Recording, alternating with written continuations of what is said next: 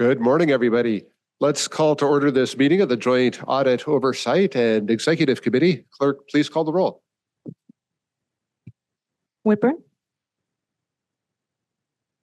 Here. Okay. Ela Rivera. Present. Montgomery Stepp is absent. Frank. Here. Moreno is absent. Bush is absent. Goebel. Here. Chair, we have a quorum. Thank you, Clerk. Let's move to non-agenda public comment. This provides 2 minutes for anyone who would like to comment on something that is not on today's agenda, but is within the purview of the Executive Committee. Clerk, do we have any non-agenda public comment? We do. Alex Wong, please unmute yourself now. It is crucial for MTS to improve late-night service to 15 minutes or better as soon as possible. 30-minute frequencies are unusable for many late-night shift workers. 30-minute trolley frequencies means they could easily miss their connecting bus home and be stranded at a transit stop for the night. 15-minute late-night frequencies will fix that. It will ensure that anyone who begins or ends their shift during late nights or Sunday mornings anywhere on the trolley system will enjoy a basic level of service. It's also incumbent on MTS to deliver 7.5-minute mid-coast trolley frequencies as soon as possible. As University City steadily densifies, mid-coast trolley ridership will continue to rapidly grow for many years. Doubling frequencies will not only shorten trips and alleviate overcrowding, it will also help passengers feel safer because it reduces the time passengers spend waiting at stations and because most crimes on the trolley system happen at stations rather than on board the trolleys themselves. As soon as funding is identified, trolley frequency increases should be prioritized, perhaps before bus service increases. Consider that the trolley lines are our region's busiest transit lines, meaning trolley lines have far lower subsidies per passenger than most bus lines. Ultimately, I have faith MTS will continue to work hard and identify SB 125 funding as soon as possible. Amidst this fiscal hardship, though, let's remember what makes MTS great. As MTS's Mark Olson says, superior service retention is the reason why MTS has enjoyed one of the nation's strongest post-pandemic recoveries. Let's continue to prioritize maximizing frequencies on trolley lines and the region's busiest bus lines and enjoy continued ridership growth for many years to come. That concludes public comment, Chair.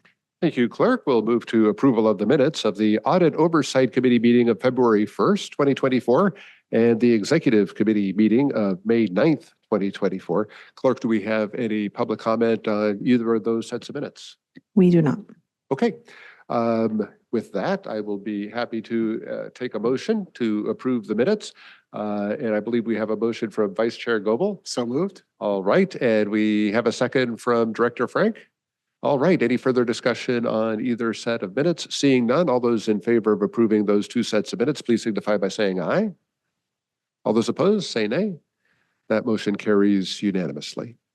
Let's move on to our discussion and report items. Item 4 is the Poon Group engagement letter for the fiscal year 2024 audit, and we will invite Erin Dunn to provide this presentation. Please feel free to get settled in and begin whenever you're ready. Good morning. My name is Erin Dunn. I'm the controller here at MTS. Today I'm joined by with Chloe Delaney from the Poon Group, who is the partner on our audit engagement, and he will speak to you about the engagement letter that we have for the FY24 audit. Okay, perfect. Thanks, Erin. Yeah, so just a couple things regarding the 2024 audit. I'm going to go over the scope of work and some required communications by auditing standards, which includes management's responsibilities, auditors' responsibilities. Ultimately, on the next agenda item, I will be going over the interim audit procedures and the interim audit results. But I'll start with our scope of work for 2024. We're doing financial statement audits, and that includes the MTS Annual Comprehensive Financial Report, the ACFR.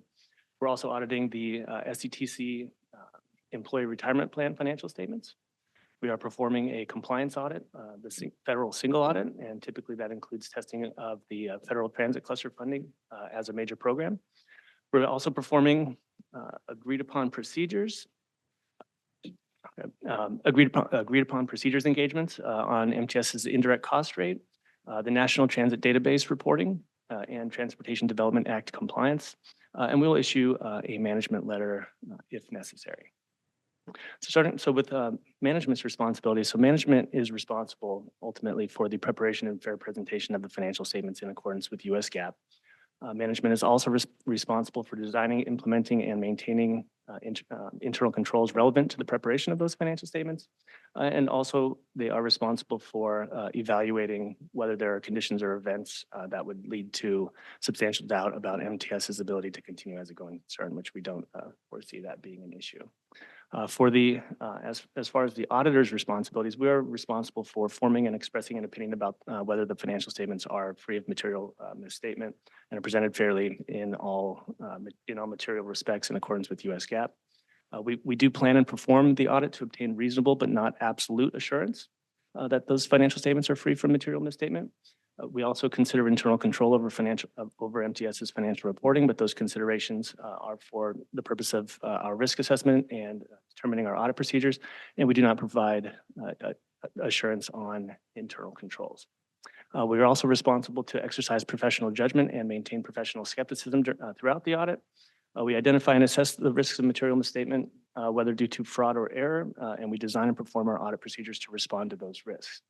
I mentioned earlier that we are responsible for obtaining an understanding of internal control that is relevant to the audit, but we do not express an opinion on MTS's internal control over financial reporting.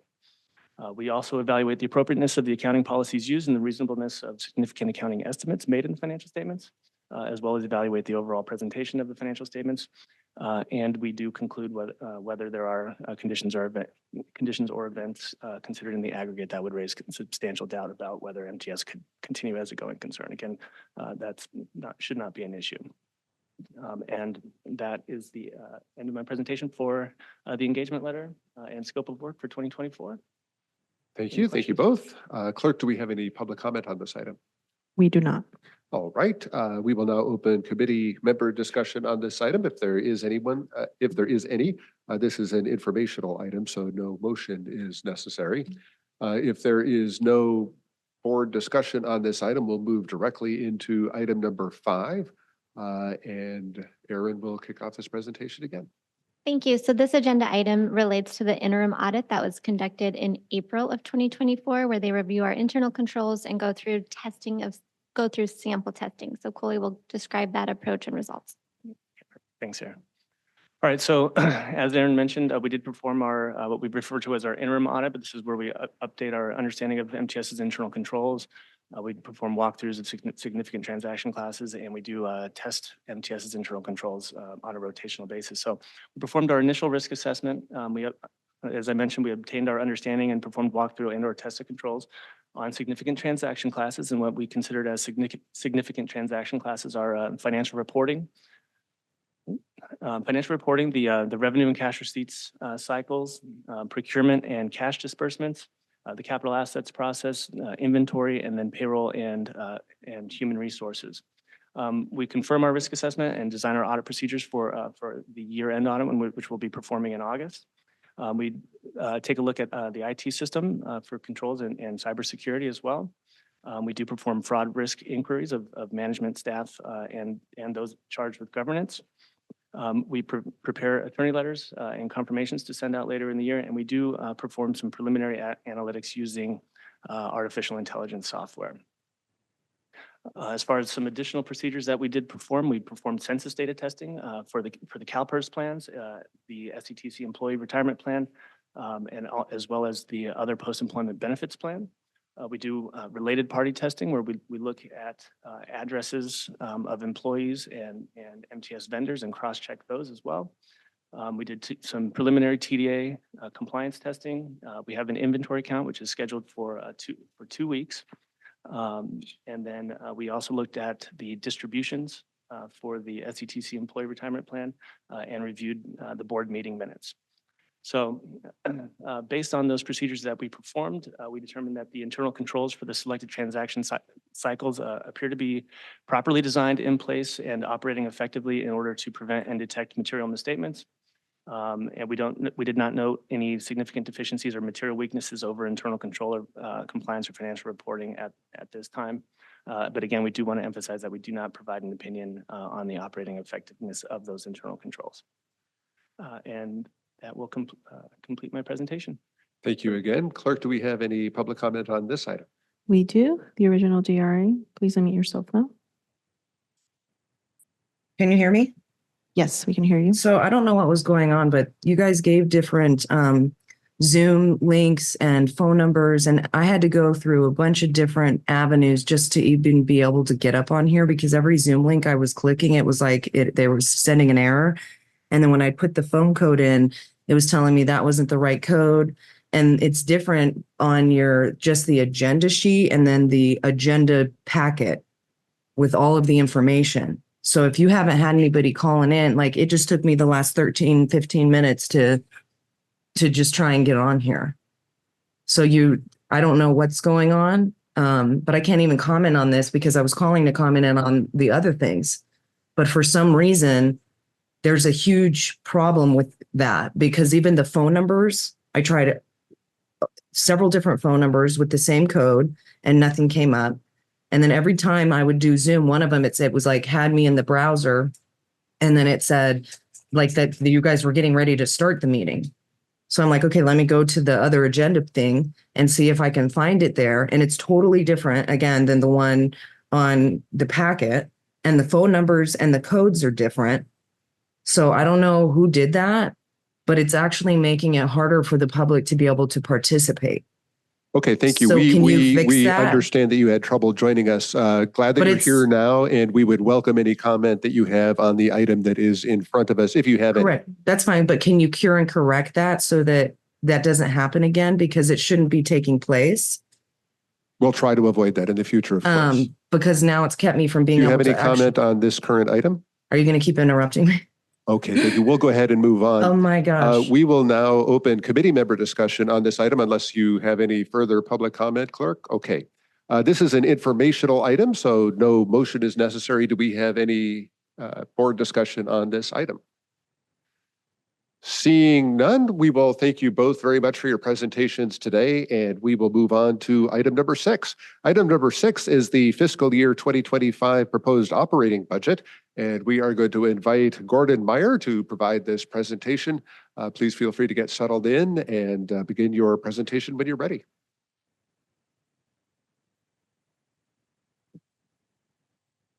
Good morning. My name is Gordon Meyer. I'm the manager of financial planning here at MTS. So this morning, I'm going to provide the final presentation on our proposed FY25 operating budget. So to provide an overview of how we got to where we are today, so we had presented an initial draft of the FY25 operating budget to the board on April 25th. Then on April 30th, we were alerted by the state that the Senate Bill 125 funds were being frozen for distribution to transit agencies. So at the May 16th board meeting, we brought that news to the board and we discussed the potential impact to our budgets. Specifically, we reviewed the estimated impact to our FY25 operating budget, as well as the impact to our 5-year forecast as well. And during that same board meeting, staff recommended postponing all planned service increases related to SB 125 funds until the future of those funds were more certain. And that recommendation was approved.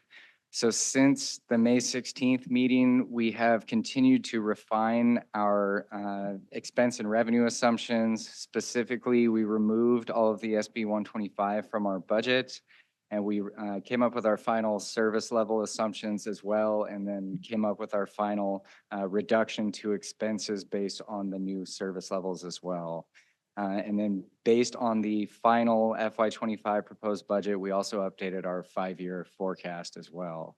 And so for this meeting, we want to briefly review the final service level assumptions, our final expense and revenue assumptions, and briefly discuss the changes versus the prior presentations.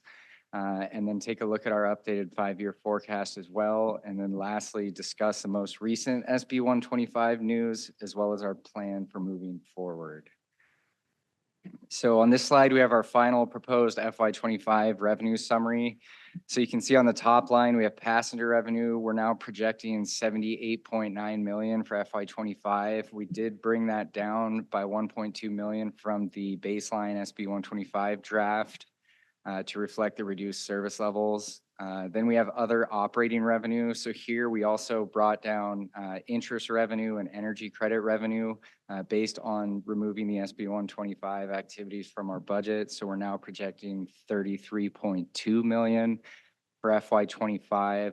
So total operating revenues are now projected at 112.1 million for FY25, which is an increase of about 6.4 million from the FY24 amended budget.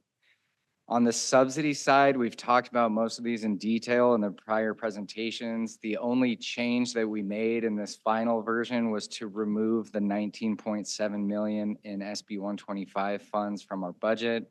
So you can see that reflected on that SB 125 TIRCP line. The most recent change we've discussed was increasing our TDA claim by 3 million. That's reflected here as well, but no other changes versus the more detailed discussions that we've had at the prior meetings.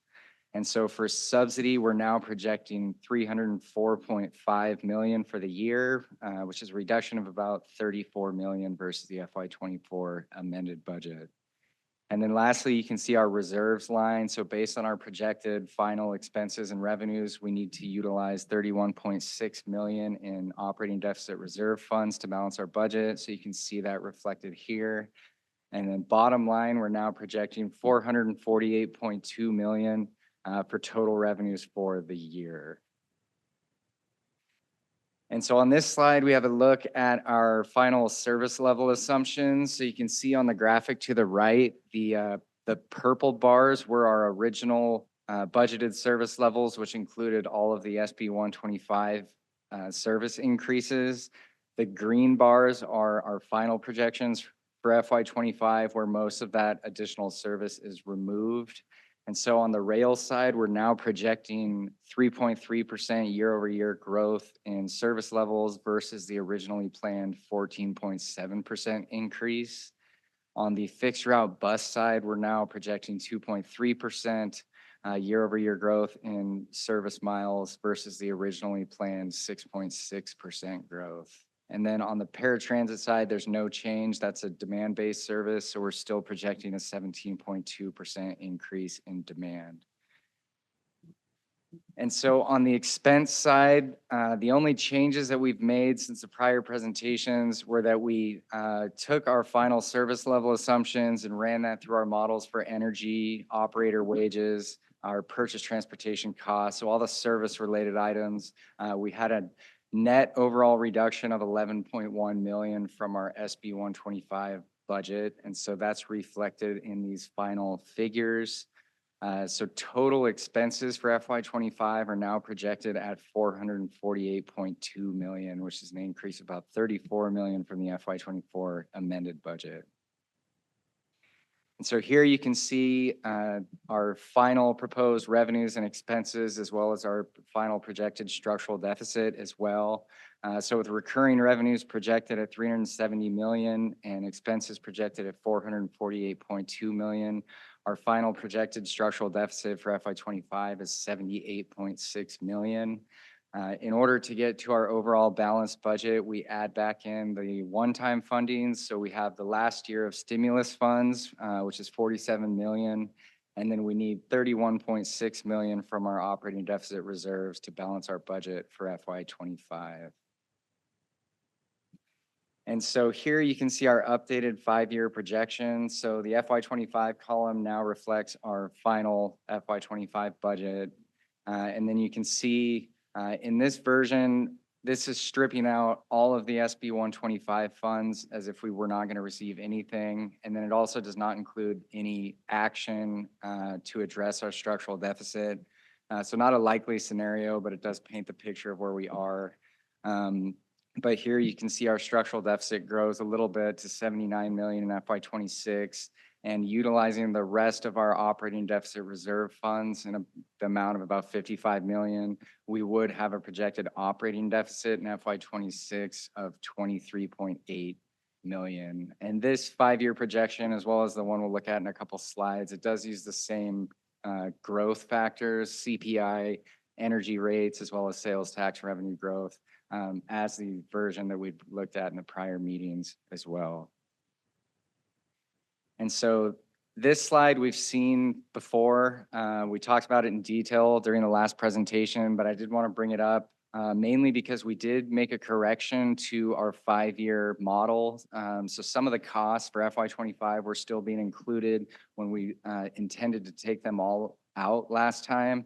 And so our 5-year look actually does look a little better than it did in the prior version. And so just wanted to highlight that. So we had talked about shifting about 58 million per year from the capital budget to the operating budget, in addition to a one-time 30 million shift from FY25 flexible funds. And so in the prior presentation, we had projected that that would get us through FY27 and then we would hit the fiscal cliff in FY28. After making the correction to our model and using our final proposed FY25 operating budget, we would get another year out of that. And so based on our new updated projection, you can see that if we were to shift funding from capital in the amount that we talked about, we would get through FY28 and hit the fiscal cliff in FY29. And so did want to bring to your attention that we have had additional communication with the California State Transportation Agency over the recent weeks. Their understanding is that they're planning on us receiving most, if not all, of our originally planned SB 125 funds. And the discussions that are taking place are more about the timing, like as if some of the payments, the second payment might be delayed. And so it sounds like it's going to be an issue of timing more than the overall amount of funding that we're going to receive. And so we should have, or we will have the final state budget that will be available at the latest in late June. It is important to note though that we will have a better picture, especially on that first payment that we're going to receive. But even though we'll have the final state budget for next year, future funding years will still require an annual appropriation. So there still is going to be some uncertainty around this going forward. Based on that, we do think we need to take a fresh look at our SB 125 funding plan and just review the timing and priority of the activities that are included. So we have service increases, we have capital projects, and then we have about 70 million for structural deficit balancing. So we do want to take a look at the timing and priority of those and then get on the same page with the BDC and the board. And so our intent is to hold a budget development committee likely in July to provide information on the final state budget, revisit our SB 125 plan, and then also discuss options for addressing the structural deficit that we've talked about. And with that, that brings us to the staff recommendation that the executive committee forward a recommendation to the board of directors to 1, receive testimony, review, and comment on the FY25 MTS operating budget at a public hearing, and 2, enact resolution number 24-6 in substantially the same format as attachment B, adopting the FY25 operating budget for MTS, San Diego Transit, San Diego Trolley, Contract Services, and the Coronado Ferry. And with that, I'd be happy to answer any questions. Thank you, Mr. Meyer. Let's turn for a comment from our CEO. Yeah, there's another element to how we could address the structural deficit going forward, and that is we're applying for several grants that will come forward in the next 6 months. And so some of those grants we believe could help offset some of the losses in the CIP if we were to divert those. So there's a lot of different moving pieces this year that we'll need to kind of focus on. If we are successful in some of these grant awards, that might also ease some of this. So more to come. Thank you for pursuing those. All right. With that, clerk, do we have any public comment on this item? We do. The original DRA. Please unmute yourself now. Yeah, I'm probably the only one that's here because of all the stuff that you guys messed up. That seems intentional and you're so disrespectful, Stephen. It's interesting that you're talking about even a sales tax. Like we aren't taxed enough to, because you guys frivolously spend money and you're just negligent with it. But, you have more expenses because you're also paying your cleaners or the guys that go and clean up the trash to do it more often at Iris Transit. And if you're in a deficit, don't you think that charging tens of thousands of people that are at the trolley center would be beneficial instead of having the people pay so that those people can ride for free? I mean, it's pretty ridiculous to think that you want to charge us more. And you know, like you're having all of this trouble being able to provide a service that you want everybody to use. And the people in the community that live here don't get to use it for free. But people that cross the border illegally and are dropped off at Ivers Transit get to ride for free.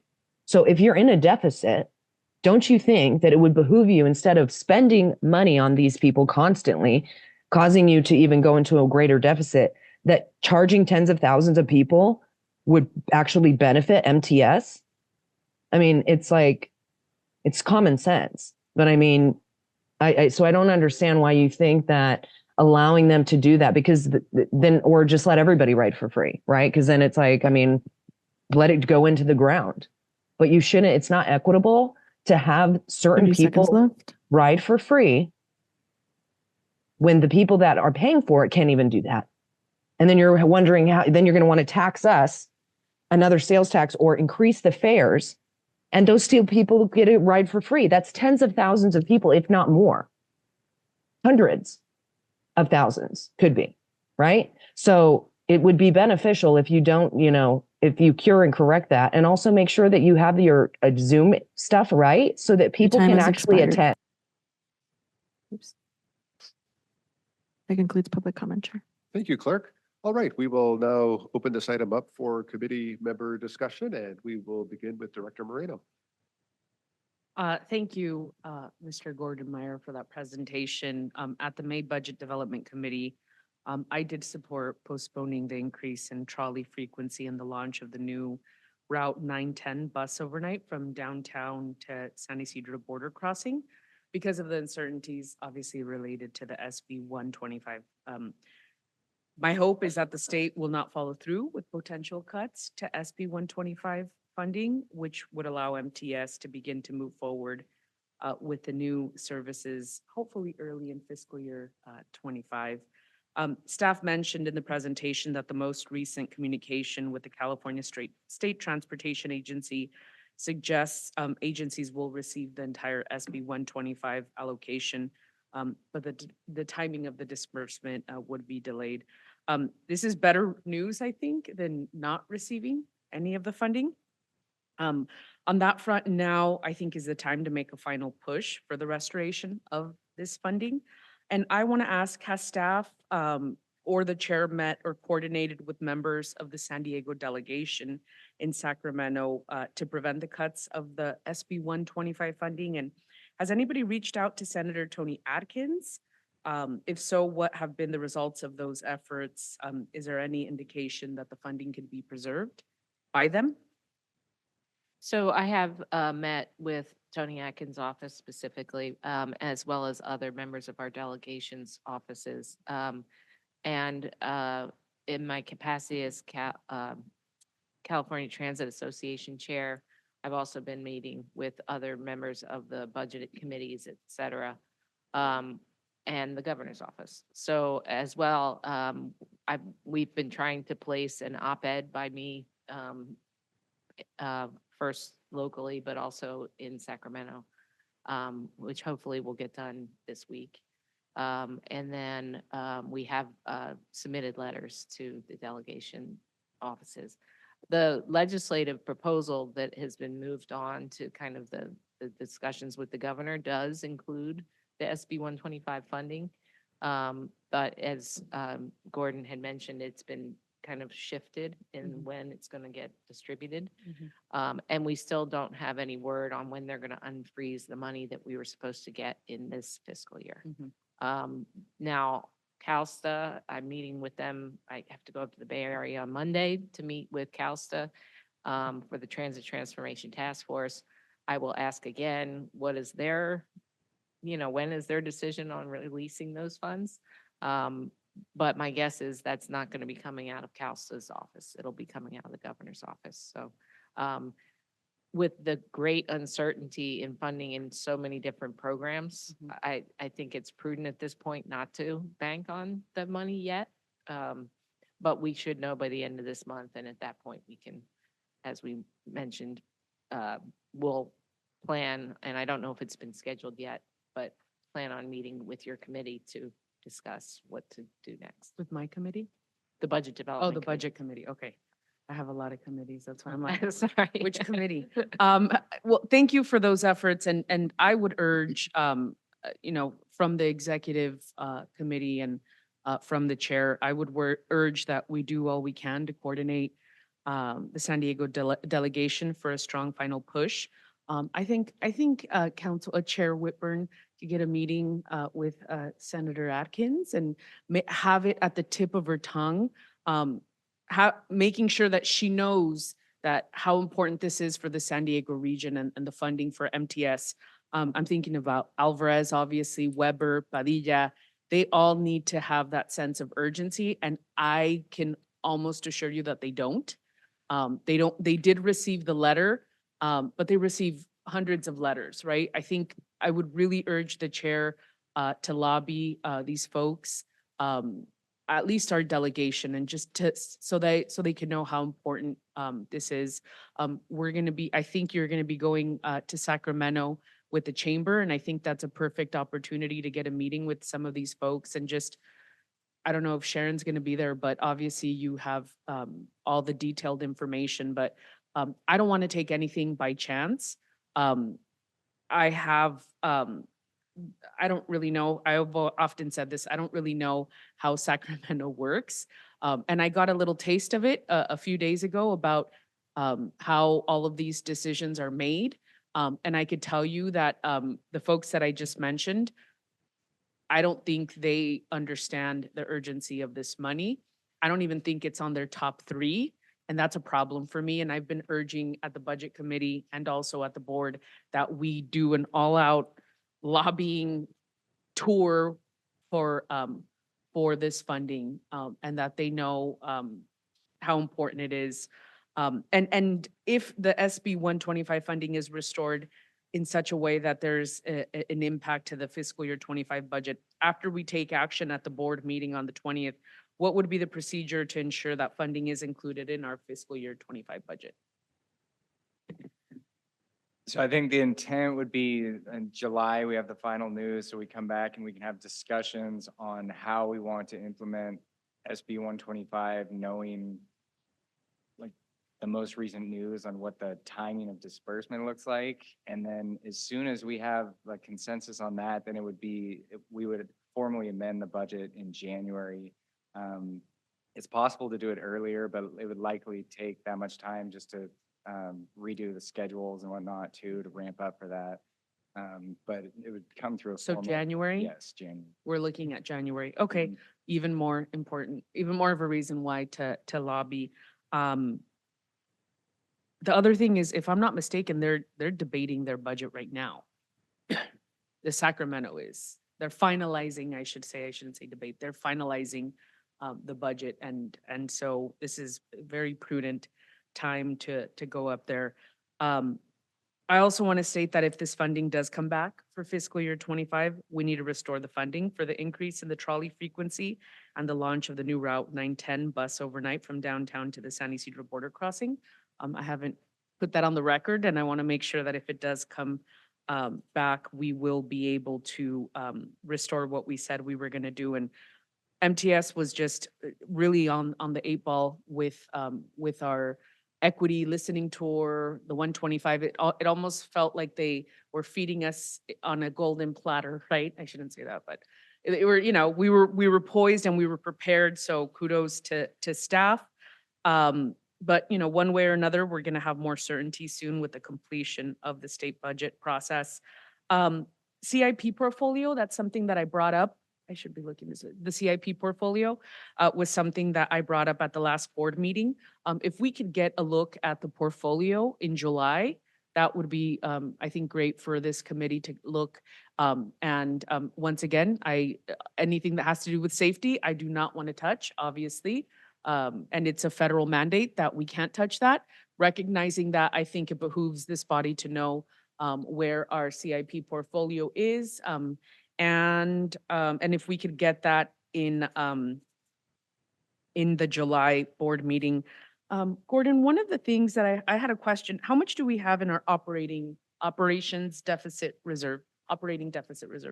So we have 57 million in there right now. We project to add a little over 30 this year. So we're looking at 80 or so million. And then we're projecting to use 30.6 million in this year's budget. So we're looking at having about 55 million left for FY26 Okay, wonderful. without, if we didn't do anything, but that's not realistic. But And- we should, Can you refresh my memory? Is this where we parked our federal stimulus? yes. for the most Wonderful, part, it's okay. I was stimulus. going back and forth on that and I couldn't remember. So thank you for that. Also, if we can get the grant awards, if we could take a look at that, if the committee could take a look at that, once again, I'm a big proponent of lobbying for this money. That would be great. And long-term, once again, Chair, I do support MTS exploring a revenue measure to give us some financial independence. And I believe you need a motion, and if you do, I'm happy to give a motion to the body. Thank you. That concludes my comments. All right, thank you very much, Director Moreno. Director Moreno is moving the staff recommendation, and we will now move to Vice Chair Goebel. Thank you, Chair. Gordon, thank you for the presentation. Can we go back to slide 5, please? On the top line, personnel expenses increasing 18 million over the prior year, 10%. Seems a little unusual if we're not increasing headcounts, which I don't think we're increasing headcounts. Does this reflect our efforts to right-size the pay among our entire system to be competitive? It does, that's part of it, but it's actually a fairly small part of it. So this includes, we hired, I think, 86 more new FTEs this fiscal year. A lot of them still haven't been hired, or plan to be hired by the end of this fiscal year, so really by the end of June. And so it really reflects a full year of all those position ads that we did last year. So all the security hiring, that was a big part of it. We had the flagging wages. We did a major increase there, bumping up their wage from $18 to $23 an hour. Then there was the salary study, which is about 2.2 million of this.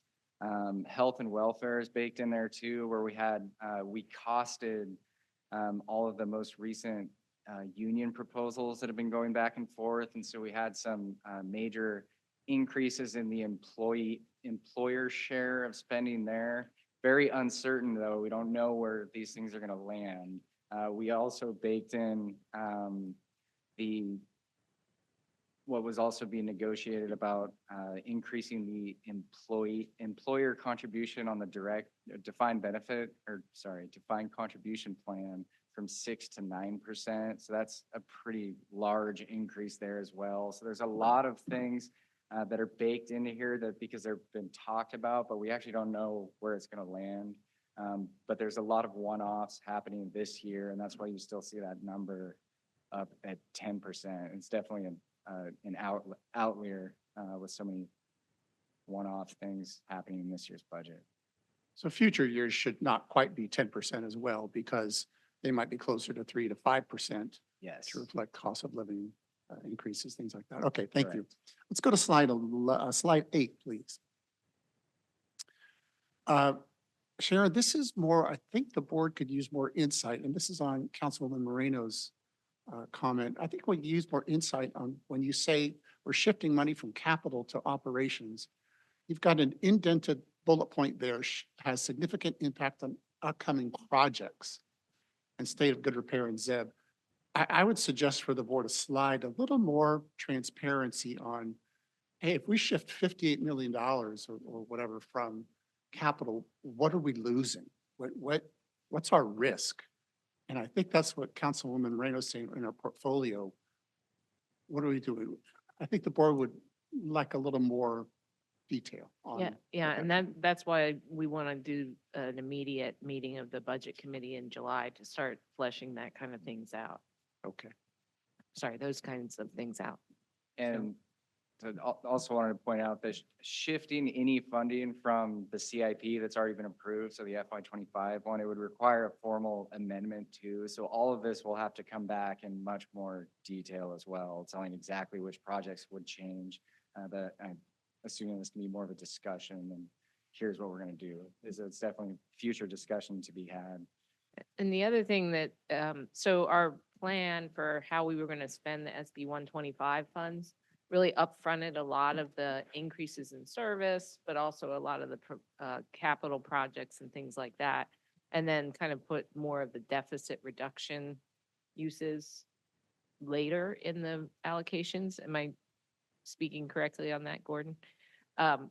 And so what we'd want to know is, should we maybe be putting more into the deficit reserve and pushing out some of these projects a couple of years, that kind of thing? I think it's important to note there's a difference in capital purchases of new equipment versus capital preventive maintenance things. One is preserving the system, excuse me, so you don't have a deferred maintenance growing mountain versus we might have to forego some things on a wish list. And they're two very different decisions. Thank you, Chair. That concludes my comments. Okay, thank you very much, Vice Chair Goebel. Director Ela Rivera. Thank you, Chair. I just wanted to thank you for the presentation here and all the work. I wanted to get a little more understanding on the potential for the CIP grants that you'd mentioned. What does that look like kind of mechanically for us here? So we've already put in for a very large grant for our new bus division with the federal government. And I'm going to look to Kenna to tell me when those are due to be announced. This month. Okay. So that might be able to shift the way we prioritize where we're going to put the funding. The other component is we have to retrofit all of our bus maintenance facilities for electrification infrastructure. Do we kind of shift in the ZEB plan where we're going to do that based on whether or not we get the funding from the state for SB 125? Because some of that funding is directed towards, in our plan, towards those electrification construction projects. But we're also allowed to apply to the state from their other funding sources for grants, and we're working on those currently to submit in the next cycle of TIRCP. And then there's other sources of funding for ZEB infrastructure. So it's kind of like a Rubik's Cube approach to it, for lack of a better way to explain it, but kind of try to move the funding to where you can maximize other discretionary sources of funding. And then potentially, because you've won more of these grants, you could then shift some of the funding that we have more control over, like the STA and TDA, into other operating expenses. Understood. So just from a procedural standpoint, let's say one of those grants that will be announced in June works out. Is there a revision that's brought to us? What sort of action is brought to us as a board, if any, in order to, one, receive and then shift the way that the money had been initially allocated or appropriated? And then, like, what opportunities will we have here as a board to weigh in on and take action on the way that the shifting is happening? Yeah, and that mechanism my recommendation would be to first start with the Budget Development Committee in July, see if we need subsequent meetings of that committee, and then bring it to the board for discussion as well. And certainly we could bring it to this committee as well if we wanted to kind of have multiple iterations. Got it. And do you anticipate that your recommendation would be, because if I am understanding correctly, there's a scenario where all of these funding opportunities are awarded. There's a scenario where none are, and then some are, all with very different variations of the way that funds would move. So I would not anticipate that you have a plan that you would present to us for how the whole year would look with these various scenarios, but rather that they come to us more in an ad hoc way where we have to shift throughout the year. We're shifting fairly significant sums of money Yeah. with an understandable reason. I just want to make sure that like we're kind of eyes wide open that if I'm understanding this conversation correctly, what we approve and what the year looks like could be actually somewhat different, if not significantly different, based on the amount of grants that we were awarded. Yes. Okay. You have hit the nail on the head. Okay. This budget is our best, very professional guess at how we need to approach this next year. And there'll be multiple opportunities to make those changes. As Gordon mentioned, to make a change in the CIP, we really have to have board approval for that.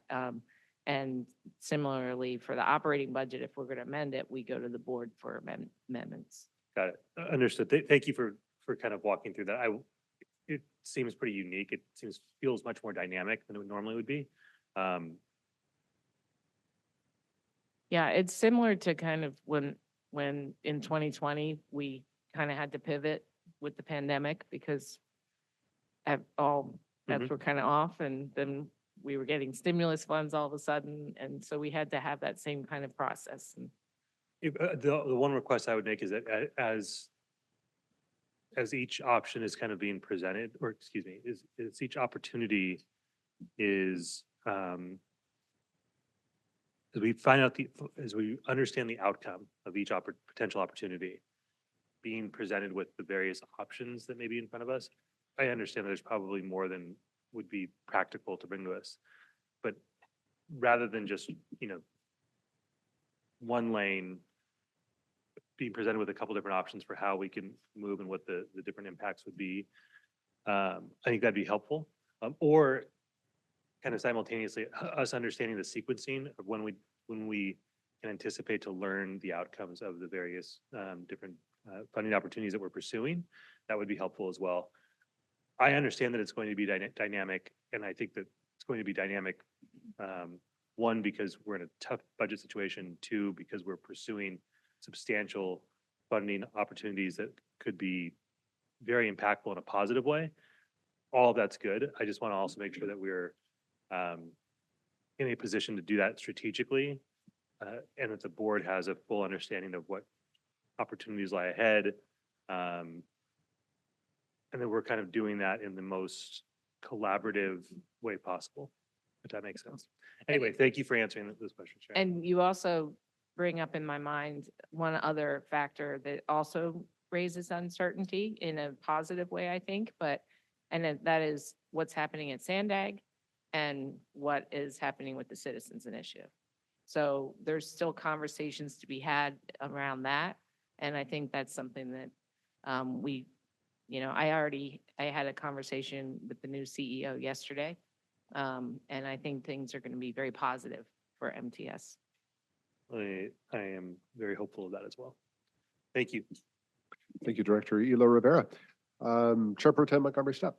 Thank you very much, Chair. Thank you for the presentation. I won't be long because we had a very long but fruitful discussion at Public Security Committee last week, I think, especially around the Fair Diversion Program. And thank you, Karen and Sharon, for bringing forward a lot of the data that we asked for. It was very eye-opening to see that this isn't just an issue around the Fair Diversion Program, but there's the difference between the way that we are collecting our revenue through the Pronto program and also the transfer window that we have. And all of these things are sort of contributing to this shortfall in revenue on the line right now as we transition. So I think the explanation around the advanced payment system to stored value system really opened my eyes to a lot. I think the committee, and I'll talk about a little bit about the agenda when we get to that next item. But the committee was open to some things, but still